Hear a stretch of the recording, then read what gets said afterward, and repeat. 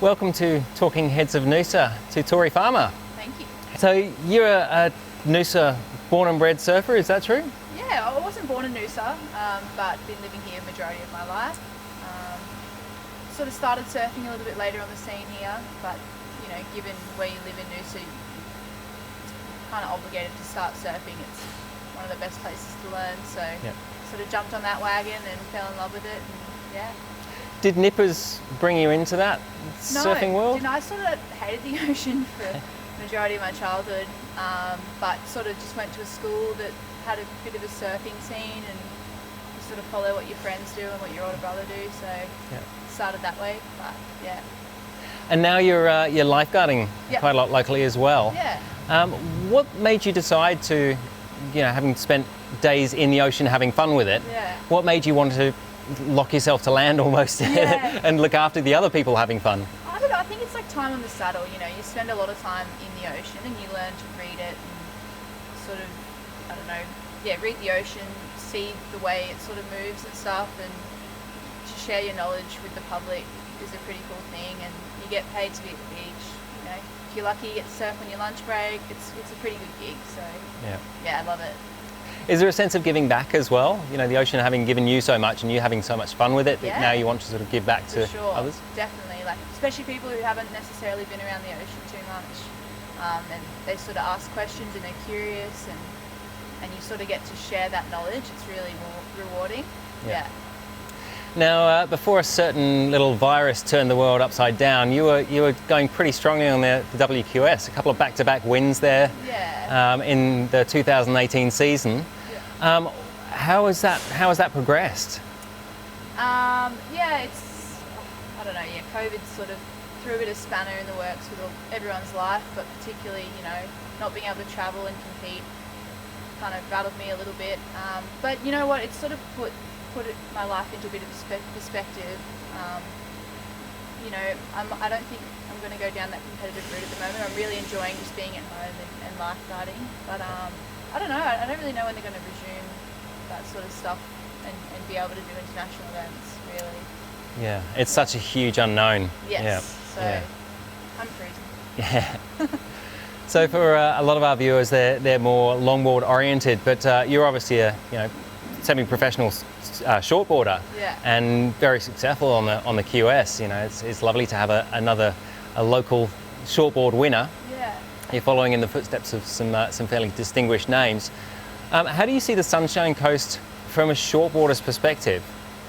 Like conditions-wise, like there's so much talent on the coast, and I think, you know, being exposed to fairly mediocre waves the majority of the year really makes a lot of good surfers. So when they do surf good waves, they're ready. Like they can surf junky sunny coast waves. It sort of prepares them and teaches them to read the ocean and sort of appreciate what you've got in front of you. But there's so much talent on the coast, so much talent and so much coming through as well. So I think it's a bit of a worry for everyone else around the world with some sunny coast crew coming up. Yeah, absolutely. And does that breadth of waves, the change in different conditions, make you diversify your boards a lot more? For sure, yeah. You've got to have a pretty diverse quiver, particularly on the coast here. You know, jump on all sorts of boards. But it gets you out there more, having a variety of boards, and you get to sort of learn about your equipment more. So I find that, you know, particularly the last few years, I've learned to appreciate certain equipment, and you feel more confident when you have to pick a board for an event. You really back your decision because we're jumping all different boards all the time, so it makes you a pretty well-rounded surfer, I think. Yeah. And what do you see the Noosa Festival bringing to the community each year? Yeah, well, I think, what is the saying, share the stoke or something, you know, that's kind of hit the nail on the coffin there. It's, you know, a lot of crew come to town for it.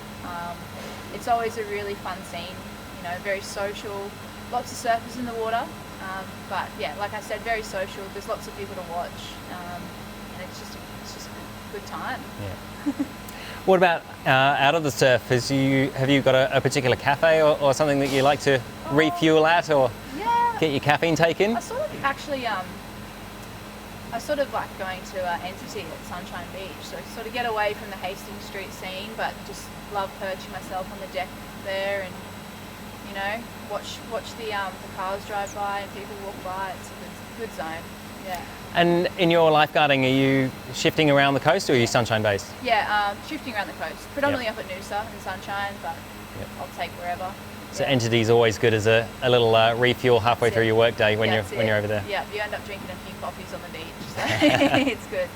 Fantastic. Yeah. And with a locally based surf festival such as the Noosa Festival, and bringing brands on board such as the Heads of Noosa, who's Noosa born and bred, what do you think the importance of that is for the community to support the festival as well as the festival giving back? Yeah, for sure. I don't know. I think going back on COVID, like it really taught me to support local more. So having a local company support a local festival sort of goes hand in hand together. Just helping each other out, supporting each other. It's what you need to do in well, I suppose a small town, but just support each other. It's really good. Yeah. Yeah. Are you a beer drinker yourself? Do you ever indulge in the Heads of Noosa brews? Yeah, I enjoy Heads of Noosa. Yeah, excellent. For sure. Is there a particular one you like? Like the rice lager, the Japanese rice lager. Yeah, it's tasty. Yeah. Tori, thank you so much for your time today. Yeah, no worries. Thank you.